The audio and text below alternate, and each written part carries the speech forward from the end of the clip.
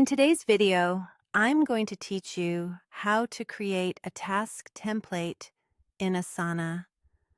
Task templates are perfect when you find yourself repeating the same checklist, description, or fields across multiple tasks.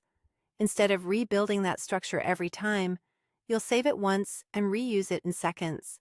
Start by opening Asana on your desktop and heading into your workspace. If you're a part of multiple workspaces or organizations, make sure you're in the one where the project lives. The desktop experience keeps everything visible and makes the next steps easier to follow. Next, open the project that already contains the task you want to turn into a template. Choose a task that represents your best version of the process, one that already has the right description, subtasks, custom fields, and any notes your team needs. This ensures the template you create is clean, consistent, and ready for reuse. Click the task to open the task panel on the right. This panel shows the full details of the task, including the description, subtasks, attachments, and any fields your team relies on.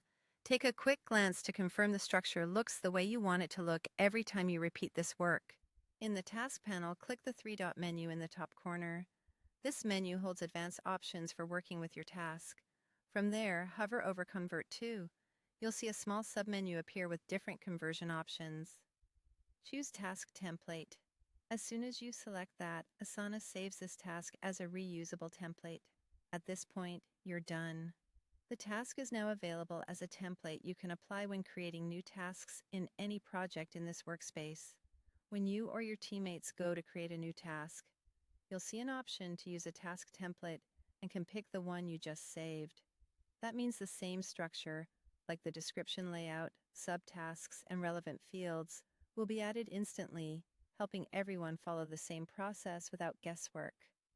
A few quick tips to make your template even more effective. Use a clear, descriptive name so teammates recognize when to use it. Keep instructions in the description concise and actionable. And make sure any example content is generic and reusable. If you don't see the conversion option, double-check that you have the right project permissions and that you're working from the desktop interface. If this video helped, please like, subscribe, and share.